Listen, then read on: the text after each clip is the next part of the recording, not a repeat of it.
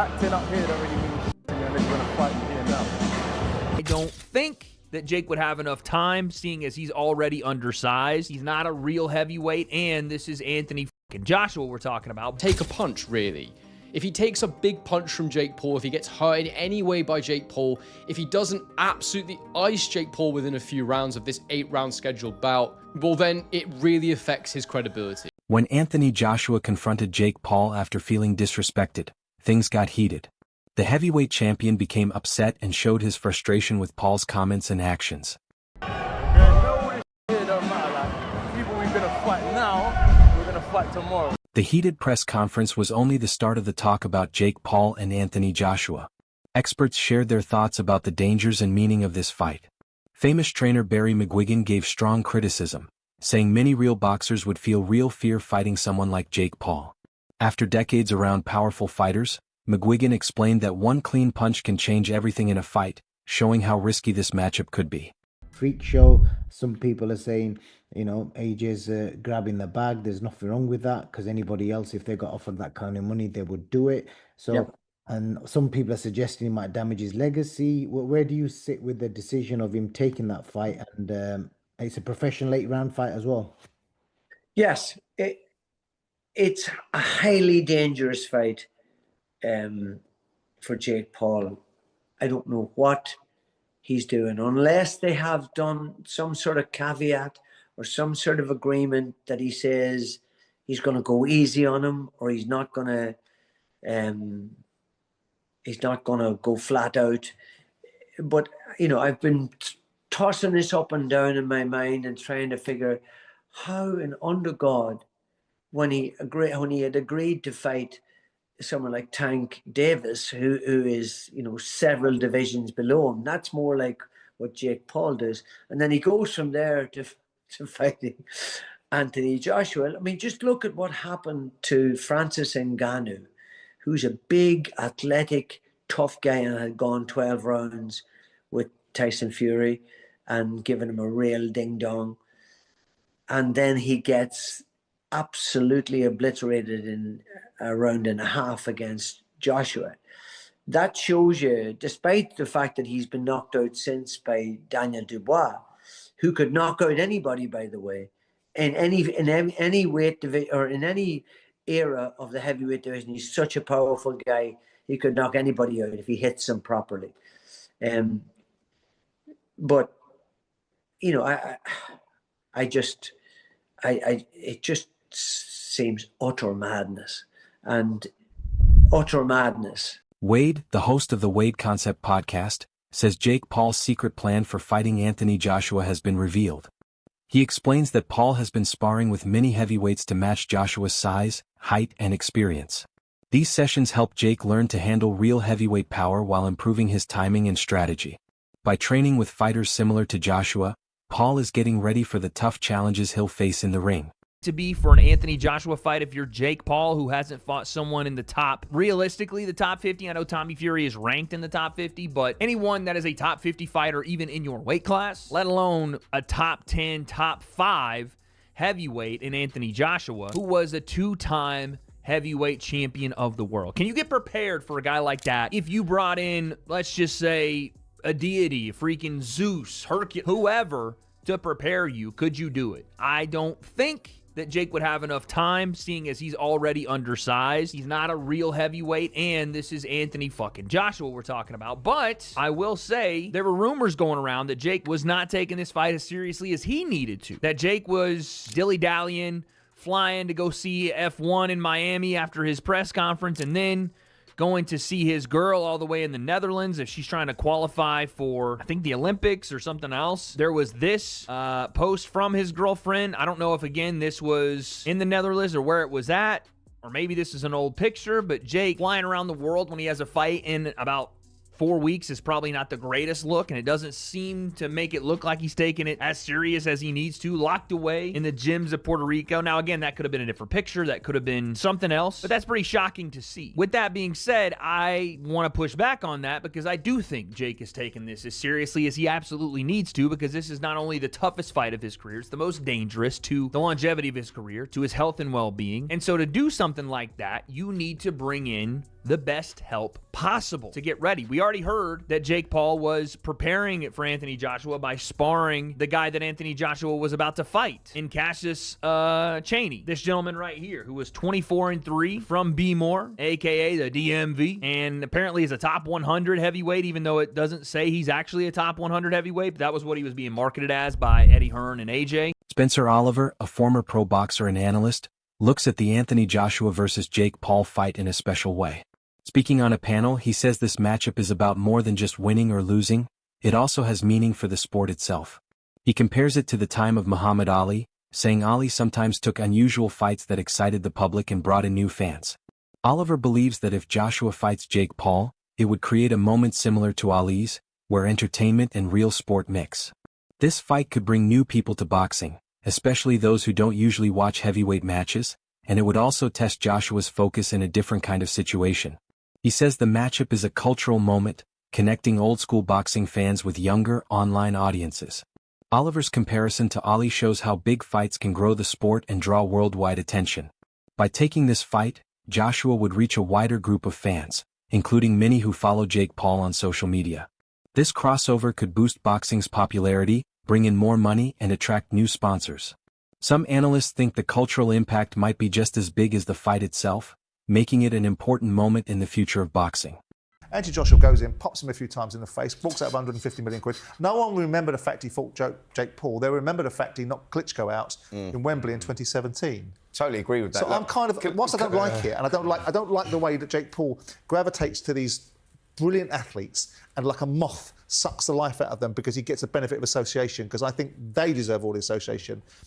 But he is a and there was opportunity there, wasn't there? Listen, commercially, of course it works because it'll be huge and there'll be a load of money on the table. And for Anthony Joshua, it's like sort of, he's going to get rewarded very well with no risk, minimal risk, no risk at all. He's going to go in there and he may then put all this stuff to bed with Jake Paul and calling out all these different champions, etc., etc. So, of course it works. And when you're talking about, the credibility that Joshua's going to get, he's not going to get none now, but are people going to remember that? Of course they're not. Like, when he goes on to do what he does, didn't Muhammad Ali have some sort of strange fight in the middle of his career? Didn't he box? Yeah, he did. He boxed some non-boxing guy and whatnot. Like, people don't remember that. That's what I'm saying. Look, us as boxers, we don't remember stuff like that. It was replicated in Rocky. So, he did a version of fighting Thunderlips, didn't he? So we all know that happens. Absolutely. Veteran boxing analyst Gareth A. Davies has serious worries about the safety of this fight. He points out the big weight difference and the huge gap in experience between the two fighters, saying this matchup might push the limits of what is safe in a real boxing ring. Davies warns that a full fight could be dangerous, especially if Joshua lands strong, clean punches early on. He says that while the idea of a social media star fighting a real heavyweight is interesting, the physical risks make it a very questionable choice. Experts like Davies say that officials and promoters must carefully check all safety rules, because a mistake in a fight like this could lead to serious harm for both fighters. So, as I am with you, there is a danger in this fight. The odds are, Joshua's 1-12, obviously. Jake Paul is 6-1, yeah, to win this fight in a two-horse race in which this is a guy who lost to Tommy Fury, Tyson Fury's brother, in an 8-round fight, who, for me, I wrote that it would damage his legacy a week ago. It will damage his legacy for several reasons. If the Deontay Wilder fight never emerges, which it looks like it isn't, I've been calling for that fight for ages. If those two got in a ring together, it's still a massive fight. It's a dangerous fight to sanction, in my view. It sets the wrong precedent. It is 10-ounce gloves. It is a boxing match. It's not an exhibition. This isn't a 58-year-old Mike Tyson. This is one of the most dangerous finishers in the world, who is probably 5 levels above Jake Paul and a weight division above him. I think it's irresponsible to let those two in a ring together in a proper boxing match. That's my view. It doesn't damage his bank balance, but if he earns $70 million for this, are we really going to see him? Boxing analysts Angelo and Josh give a technical look at the matchup. They judge both fighters by experience, skill, and natural ability, and they say that even though Jake Paul is brave, he is not on the same level as top heavyweights like Anthony Joshua or Deontay Wilder. Joshua and Wilder belong to a special group of fighters whose timing, accuracy, and pure power can change a fight with just one punch. Angelo and Josh explain that these skills come from years of hard training and natural strength, things smaller or less experienced fighters can't copy. They say that bravery is not the same as skill, and while Paul's confidence is impressive, it cannot replace the deep training and instinct that real heavyweight pros have in the ring. I just don't think that he could compete at the highest level, and I don't think he'd beat the top 5, top 6 guys. But that in that weight class is where he'd be at, like say 180, 188 or 189, somewhere around there is where he'd probably compete. There's not a lot of talent there though, so he might be pretty good in those weight classes. Him competing in the heavyweight division against like Deontay Wilder or Anthony Joshua or anybody else, no, he gets annihilated. I'm very surprised he signed this fight. I was shocked he signed this fight. I texted my buddy Bo because Bo follows boxing really well, and I texted him. I was like, dude, we might see a death. And he said the same thing. He's like, I cannot believe he agreed to that fight. But the numbers, the numbers that are, nobody knows the true payouts. They're saying it's around $200 million that they're splitting evenly. So they're getting about $100 million each. He said that it was $267 million. So I don't know who you believe or don't believe, or it could be they're splitting 200 and the 67 delta, they had to pay DAZN because Anthony Joshua has a contract with DAZN. And this fight's going to be on Netflix. DAZN. It's DAZN. So they, which makes, how the hell? Please stop saying DAZN, okay? DAZN. That's like Saint Benoit, okay? Where's the O in DAZN? It's DAZN. Well, there's no O or no E at the end. But so they had to buy, they basically had to buy Anthony Joshua his permission to do this fight on Netflix. Henry, a boxing analyst, says the risks in this fight go both ways. Even though most people talk about the danger Jake Paul faces fighting a champion, Henry explains that Anthony Joshua also has things to lose. If Joshua makes even a small mistake, Paul could take advantage of it, which might hurt Joshua's reputation even if he still wins. They point out that for a fighter as famous as Joshua, anything less than a perfect win could look bad. The analysis shows that this fight is not an easy showcase for the champion. Both fighters have a lot at risk when it comes to their reputation, how the public sees them, and their future legacy.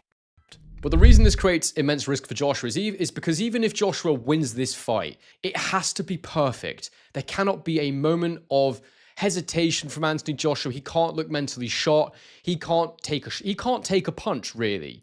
If he takes a big punch from Jake Paul, if he gets hurt in any way by Jake Paul, if he doesn't absolutely ice Jake Paul within a few rounds of this 8-round scheduled bout, well then it really affects his credibility. All the things that have ever been said about him, he's a hype job, he's been coddled. He didn't really want to fight Deontay Wilder when they were both in their prime. He's just a big bodybuilder, as Tyson Fury loves to put it. Anyone who's ever doubted him will have absolute ability to do so.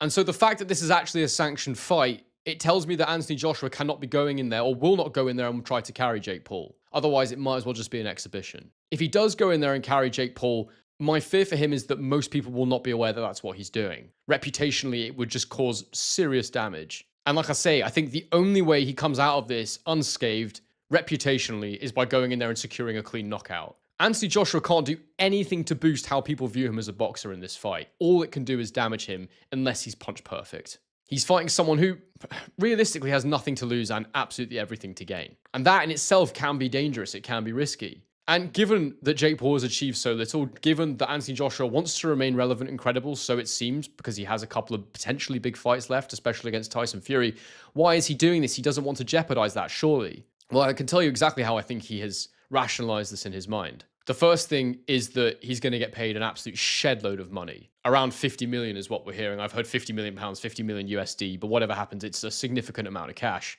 Possibly will be one of his highest ever career paydays, possibly similar to what he'd make for a Tyson Fury fight. But for what? Like 1% of the risk? I don't know. I don't know how to put it in numerical form, but it's not difficult for him. Promoter Eddie Hearn talks about the money and strategy behind the fight, explaining why the offer for Anthony Joshua is hard to turn down.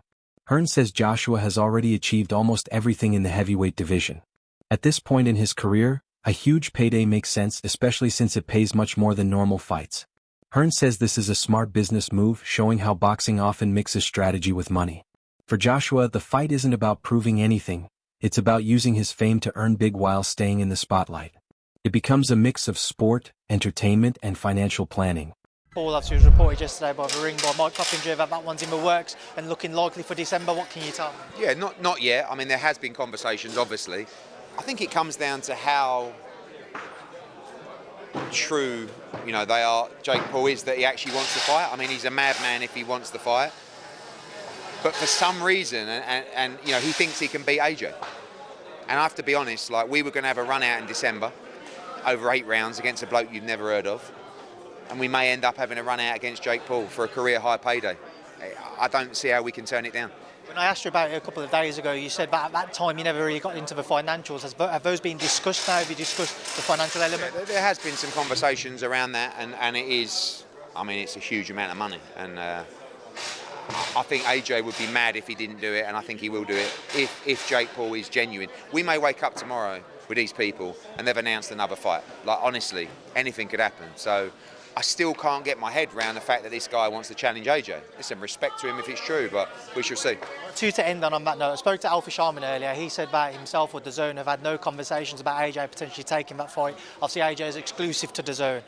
What's the situation with regards to that? Because I know they'd want it. Apparently the fight's done. Obviously, it's not done because those conversations have to take place. I'm very confident that I can have some positive conversations with DAZN. Obviously, we'll be on a clock, but it's a 50-50. Last one from me. I saw Chris McKenna tweeted that Anthony Joshua currently doesn't have a British Boxing Board of Control licence. Obviously, it's not unusual for someone who isn't fighting currently and he's inactive to let it run out. But he would have to apply for one to face Jake Paul again, and then they'd have to approve a fight. Do you think that'd be a stumbling block? It's actually not true. Former world champion David Haye talks about how boxing is always unpredictable. He warns that even though Joshua is the clear favorite, nothing is guaranteed once the first bell rings. Haye says that if a fighter underestimates their opponent, no matter their background, surprises can happen. He admits Jake Paul has a huge challenge, but he reminds everyone that real fighters must respect anyone who steps into the ring. This unpredictability makes the fight more exciting and keeps both the crowd and the fighters alert and careful the whole time. It was only a couple of months ago that we were told it was really close, and then it was Jake and Tank, and now that's off for other reasons. Your initial reaction to the fact that December Miami might be on? Yeah, jumping from Gervonta Davis all the way up to Anthony Joshua seems absurd. It doesn't seem like it's a reality. Seems very Jake Paul. It seems, but sometimes these crazy things. Who would have ever thought Francis Ngannou would get a shot against Tyson Fury? When we first started talking about it, it's like that's never going to happen. And when it did, we saw Tyson Fury have a very, very tough night, get knocked down and scrape through on points. Anything's possible in boxing. I think the chances of Jake Paul beating Anthony Joshua, I don't know, he's got a very, very low chance. I can't see any way that Jake Paul can win a boxing match with 10, 12-ounce gloves on with Anthony Joshua. Anthony Joshua, world champion, silver medalist, Olympic gold medalist, 2-time heavyweight champion. He's a top 10, top 5 in some people's arguments, heavyweight, and he hasn't gone that far over the hill. He's not Mike Tyson, nearly 60 years old. I can't see it happening, but if it can happen and AJ wants it, then obviously it's going to be a massive, massive payday as well as a massive spectacle. It would be an absolute crush box office numbers, and unfortunately for Jake, that will be potentially his last fight in boxing if that first bell rings. That's all for today's video. Stay tuned for the next one.